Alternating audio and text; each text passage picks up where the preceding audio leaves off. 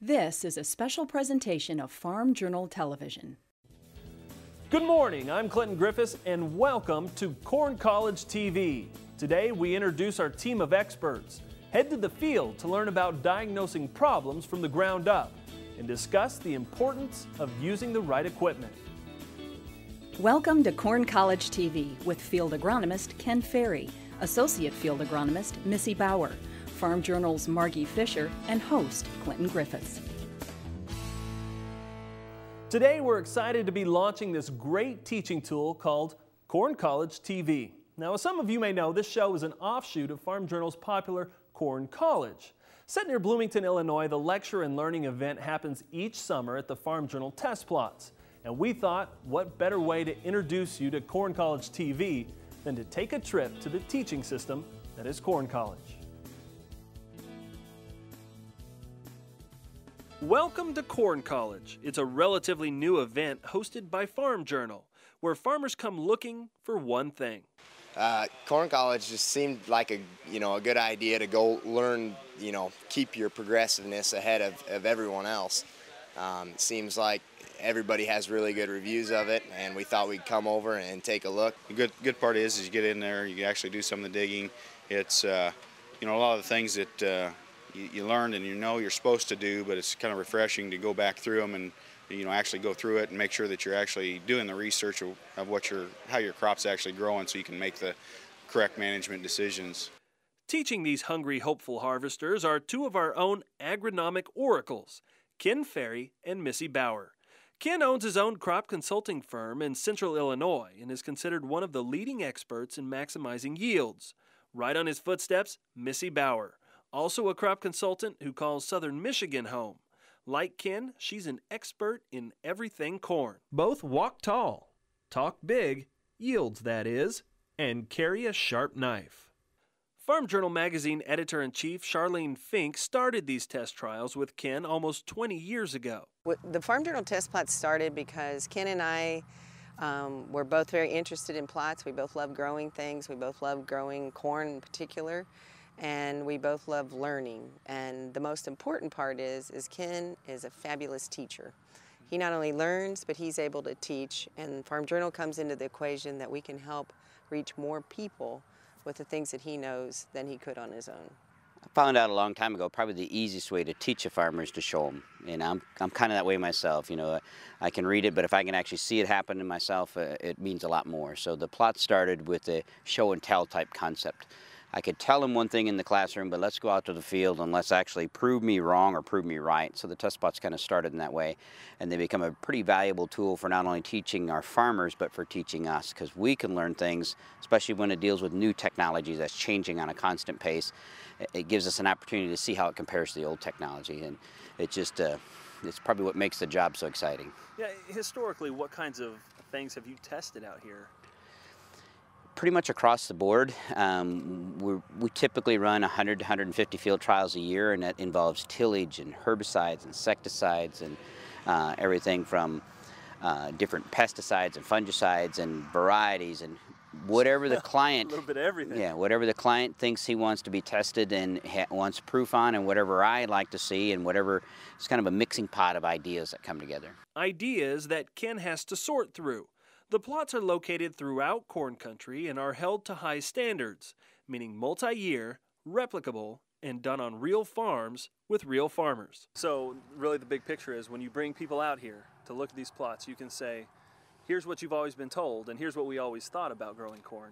Here's what the reality is. Right. And with the Corn College site plots that we have here, they're definitely identified for teaching moments. So we know those plots are probably already picked out a year in advance, and we want to show specific things, whether it be growth and development or field diagnostics. And the plots are designed from the very beginning for a specific teaching event that's going to take place during Corn College. When Corn College TV continues, we're back in the field with Ken Ferry. Ken talks plants and planting. What can a shovel tell you today about planting in April? And Missy Bauer digs into the farmer's toolbox. Tools every corn farmer should own and keep with them. Corn College TV is brought to you by DeKalb. For all-season strong performance and results you can take to the bin. Go with DeKalb.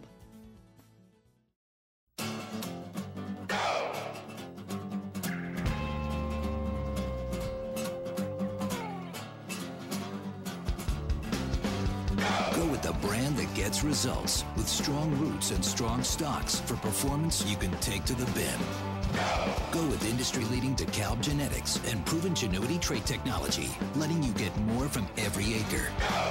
Go all season strong. Go with DeKalb.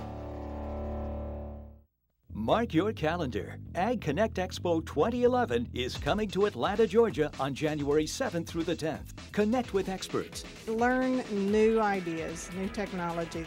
Connect to the future of agriculture, the newest innovations.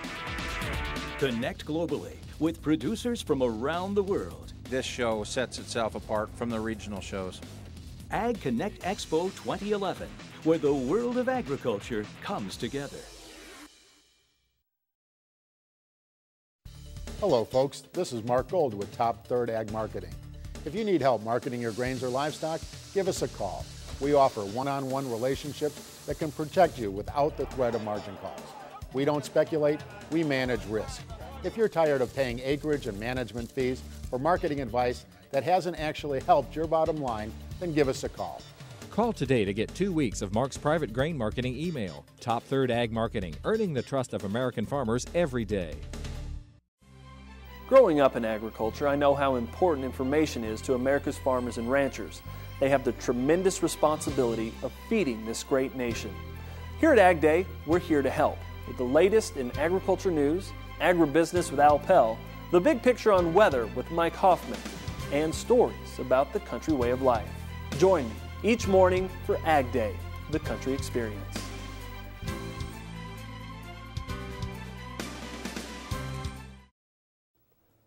Part of Corn College is getting a chance to head to the field to learn by doing.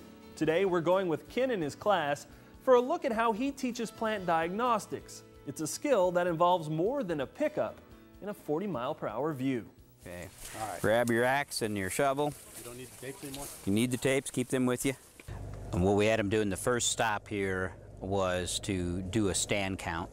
And in a stand count, they were given a tape measure, and they went out and they measured off 1/1000th of an acre here, like 17 feet 5 inches, and they counted the plant density. And they stretched the tape measure, they counted the plant density, and then they went in there and evaluated which plants were not uniform enough to be counted in the ear count, so they could come up with a projected ear count. Such as this plant here, for instance, this guy right down here, he's part of the population. But he's not going to be part of the ear count because he's got too many problems. The rest of this then is to actually evaluate that stand to try to figure out why those ears aren't there. This block here was triggered to have them evaluate down pressure settings on a planter, and we had 4 different down pressure settings on the planter, going from a very light setting to the maximum or heavy down pressure settings, and the goal was to see if they could figure out what down pressure we used or how we would rank them. We considered it a success if they could separate the too heavy from the too light, but even better if they can divide the poundage out as far as where it is. So things that they did on this row here, for instance, was to, this is where the corn planter run, this is where the down pressure was, and this is what they were evaluating, is how much compression was put on this soil. So we had them mark the plant so we know the direction of row, and had to put their spades in. We gave them spades for this, and they had to dig plants outside of where the planter ran, so they didn't destroy the evidence of what they were trying to find out. And then based on how tough the roots were having getting through the soil and what the soil looked like down below, they made a prediction of whether we used the heaviest amount of down pressure here on the corn planter or whether we made the lightest. This particular row happens to be the heaviest. You can kind of see the edge of the planter track here, that crack that runs all the way down there, indicating a lot of down pressure that would be on there. Okay. So we put this root ball out here, and you don't want to destroy any of your evidence, but what do you see right away? Everything's following it. Right. This should be in a circular pattern coming down, and everybody's in the slot. Okay. So it's a situation where that's going to indicate that that's probably one of your higher end down pressures. Not that this can't happen in light down pressure, but that would be one of the indicators you'd say is, we just don't have much rooting activity out here. I can see the lobe of the planter as far as the down pressure of the planter is sitting in here behind it. What we did in this block was working with the front end of the row unit, looking at the residue management and how we handle it there. And there's 4 rows out here, and they had to choose between whether there was just a coulter run, whether we used a row cleaner or not, whether we used a combination of a row cleaner and a coulter, and whether they were actually floating or they were fixed in position. And that involved process of elimination as far as looking at a lot of different things when they're out in the field trying to figure it out. And for instance, this first row is a coulter. There is no row cleaner, and they could figure that out by the amount of residue that's right here in the planting seed bed that was never moved out of the way. The residue is pinned down within the crown roots and stuff. There's never been any residue moved out of the way. Quickly they would identify that as a coulter. This particular row here had a row cleaner. It moved some of this residue out of the way, but it didn't have a coulter. And you can tell that by the straight break or crack that we see in the seed trench. This is smearing strictly from the disc opener. There was no coulter run in front of it. So some of those tips and keys are what they had to work with as far as trying to figure out just what we did when they're evaluating the seed bed. Still to come on Corn College TV, making sure you have the right equipment for scouting fields and finding the right equipment for the job. Missy Bauer and Margie Fisher discuss the agronomics of equipment later on Corn College TV. Avail Phosphorus Fertilizer Enhancer is designed to increase your fertilizer efficiency and can boost your yield potential by 10 to 15%. How do we know? Well, first we tested Avail in a series of university trials, then across different states, different counties, different fields and farms just like yours to prove that Avail will keep phosphorus available for the entire growing season. Avail has been proven around the world, and that's good news for your crop as well as your wallet. So visit chooseavail.com and see where Avail takes you. Hi, Carrie Gottschall here with the perfect solution to your storage problem. A stylish garage or shop right in your own backyard. US Buildings offers you revolutionary designs that are strong, durable, easy to set up, attractive, and affordable. Why have a cluttered garage when you can have plenty of neatly organized workspace? US Buildings put me in my new shop in no time. Their high-quality steel structure is American-made. It's even hurricane-rated. Now, I can work on my antique cars right in my own backyard. Their innovative designs require no internal support, which means you get 100% usable space. I feel like my home is twice as large because I finally have all the storage space I need. Now all my keepsakes are here at home and not stored in a rental unit across town. No wonder thousands of Americans are using US Buildings. You should too. Call US Buildings right now. Our service representatives are waiting to answer your questions. Build it yourself and save. America needs to know that something still works in this country. One of those things that is working well is agriculture. And at U.S. Farm Report, what's crucial to me is to make sure we convey the confident, competent voice that I hear from America's farmers and rural residents, that they can count on us. Rural America works. Agriculture works. Watch U.S. Farm Report Saturday morning and Sunday afternoons on RFD TV. U.S. Farm Report, the spirit of the countryside.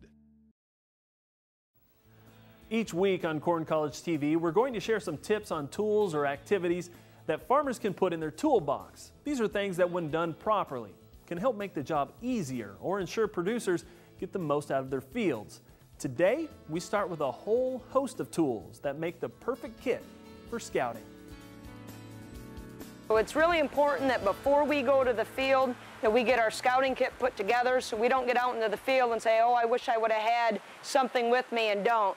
So what I recommend is you get some sort of a bag to put all your small items for your scouting kit in so that it can be with you at all times. And depending on the time of the season, your scouting kit might change a little bit.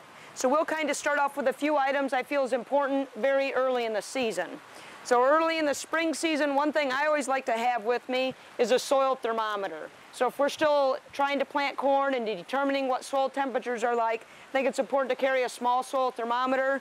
We can put it in the ground at any time and get an idea of what the soil temperatures are doing.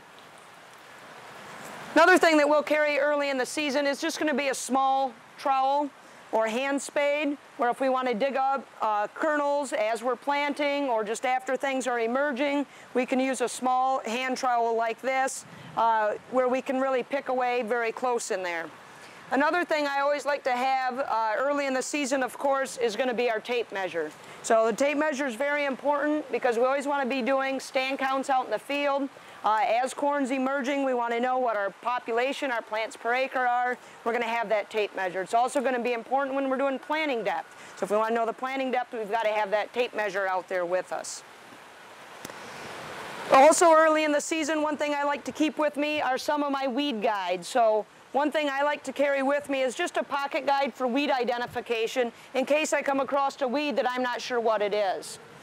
And then we kind of call this an important tool here as far as herbicide recommendations. So get with your local university and see what their publication is. It's typically put out on a yearly basis, an update with all the different herbicides and what their rates are, as well as what weeds you're going to do a better job controlling. So early in the season, we're scouting for weeds. If we're not sure what they are, we have this. If we want to double check on what chemistries to use, then we know we've got our weed control guide in there as well. I think that's very important.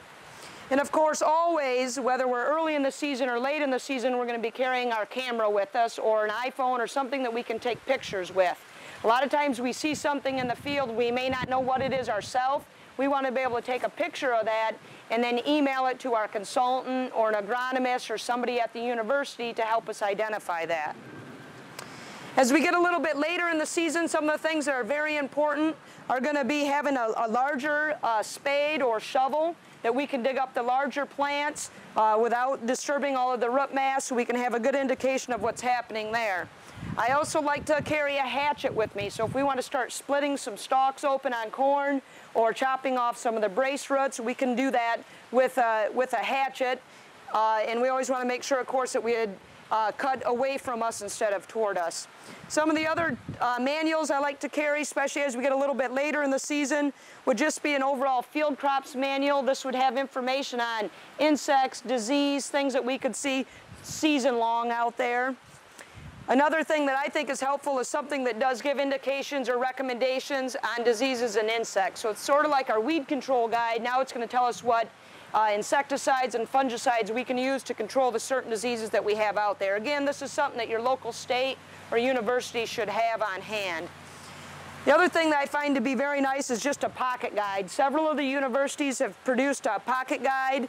This happens to be a corn and soybean guide. And it's just a quick little reference. I'll actually carry this in my back pocket often when I am in the field. So if I need something quick out in the field where these larger manuals, I'll probably keep in the truck. So these are some important things that I think we need to have in our scouting kit to be packed up and have with you at all times when you're walking fields early in the season or late in the season. Missy also tells us there's a couple of other pieces of equipment every farmer needs in their kit. A pocket knife and, of course, safety glasses. Always a good idea. And just in case you missed something, we'll post that entire list on our website. In today's Ask an Agronomist, the question is, why does my corn start out looking good and then hit an ugly stage halfway through the season? One of the things that we deal with every year is what we call at our office as the ugly corn syndrome. And it's a situation where corn comes up, it's looking good, farmers are excited, it's a nice uniform field, and then it gets to that area right there about V4 to V5 in its vegetative growth, and all of a sudden what was a uniform field kind of falls apart, and we get unevenness in growth and color. And farmers say, well, what's happening to a good field? Did something happen last night or this week that would cause that problem? And that's the time frame when the corn plant hands off from its seed roots to its true root system, the crown root system. And if everything hasn't been going okay with the crown root system, by the time the handoff takes place, we drop the baton. So a situation where corn can kind of disintegrate or change overnight almost in front of the farmer's eyes. And that could be sidewall compaction, that could be insect feeding, it could be herbicide damage, could be a number of things. Compaction is one, wheel track compaction, stuff like that starts to show up. When that true crown root system is supposed to take off and take off from there. And if everything's going good, it'll happen without anybody noticing it. But boy, fields can get pretty uneven if we've got problems with the true root system. And the only way we're going to figure that out is dig those plants up and see just what those root systems could tell us. Next on Corn College TV, the financial benefits of running the right equipment.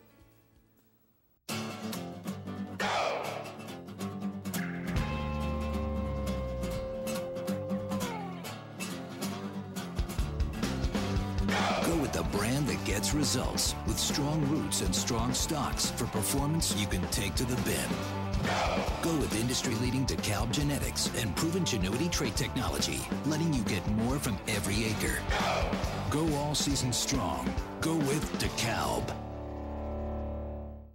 Rust is destroying your valuable equipment and property. Rust Guy permanently stops rust the easy way. No scraping, grinding, or sandblasting.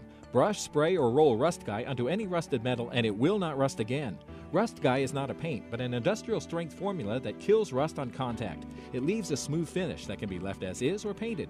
Rust Guy protects from salt, manure, fertilizer, urine, and rain. Call 888-RUST-GUY to talk to a rust expert. That's 888-RUST-GUY or go to rustguy.com. I'm Greg Vincent, the editor of AgWeb, and welcome to our new site. This marks the end of many long months by a lot of us here at Farm Journal Media, and also even some of our loyal readers who were dedicated to helping us remain the homepage of agriculture. This new site is designed to have more vibrant content, easier navigation, and faster load times while still delivering the same quality information that you've come to expect from AgWeb over the past 10 years. So go ahead and take a look around the site and let us know what you think. AgWeb, the homepage of agriculture. Confusion, doubt, fear, forces that drive the markets in unpredictable ways. It would be nice to find a voice you trust, a broker with an impeccable compliance record, someone with global contacts and expertise, a sought-after speaker who simply tells it like it is. All that with 30 years of experience navigating these markets. Someone like that would be quite a find. Bauer Trading. Experience at work for you. Part of big crops and big yields is having the right equipment and knowing how to use it. Corn College TV's Margie Fisher talks to Missy Bauer about the importance of knowing the agronomics of equipment. Missy, when we're talking about the systems approach, that's pretty wide-ranging for a farmer's operation, and it's going to include their equipment. Tell me about how equipment is a factor in incorporating the systems approach onto a farm. Yeah, when we look at the systems approach for farmers, it incorporates all these things, so we can't eliminate the equipment side of it. The equipment side of it is so important. Are things set up properly on the different equipment that you have? Because we can think that we've got a lot of things right out in the field, maybe our fertility is right, maybe a lot of the other things in the field that we're doing right, weed management, etc. But if we go out there with a piece of equipment that maybe isn't calibrated, or it's just not set up properly, or we're running it improper for the conditions that we have. I mean, equipment is so important in our end goal of what we're trying to do with agronomics that we cannot leave it out of our systems approach. And with today's operations, you're having more than just one person operating the different equipment through the season. Tell me how you can get everybody in a farming operation on board so they're making smart decisions with the equipment. Yeah, I think that's really important. I think one way to incorporate your whole team is make sure that if there's a training event that they're going to that involves equipment, that everybody goes. We don't want just the person maybe making management decisions going when he's not the person that actually runs the corn planter. And if we want to make sure if there's something to do with a planter that we've got the guy that's going to work on it and the guy that runs it, both there. So that's one thing I think is really important, is to involve all your guys in these training sessions, in the meetings, not just one person here or there, if they're all going to have that impact on the equipment. The other thing that's so important is making sure if we've got a guy doing tillage operations, that he understands how important the planter pass is, because if we make a mistake doing tillage, we can then have a problem with the planter. You know, a lot of guys are integrating technology with their farm iron. How important is it for farmers to make smart decisions when it comes to adopting today's precision ag? Yeah, I think the technology can be very, very helpful. I just think we need to do it in the right manner. Let's not put a bunch of technology on something if the equipment itself's not in good shape. So we want to take care of the equipment, the maintenance, the basics on that first, and then we can start to adapt that technology in there. But have a technology plan. We see so many people that don't have a technology plan and end up with a lot of different equipment and then doesn't talk to one another. I think it's just an always ongoing thing. We can't just think, well, we did something to our equipment once and then we don't ever have to look back at it again. So trying to make sure we're staying on that front edge, and as new technologies come in, pay attention to all of those things. And as far as end-of-season repairs, the systems approach demands that people be on top of caring for their equipment, correct? That's correct. You know, when you get done with the planting season, we have a lot of growers that will stop right there at the end of the season and get it ready for the next season so they don't get that rush in the winter time. But we've got to take the time, we get to the end of season, do those inspections and know what's wrong, what needs to be improved upon to have that equipment set up and ready to go for the next year. Thanks, Missy. That's going to wrap us up for this episode. We hope you learned something and plan to continue your education with us right here on Corn College TV. Next time on Corn College TV, learn about Ken Ferry's systems approach to farming. Now if we can protect the disease and insects and match up the fertility and get the job of planting we want, all of a sudden these start to climb and the system feeds on itself. We also discover the perfect seed bed. Plus, Ken and Missy answer your questions in Ask an Agronomist.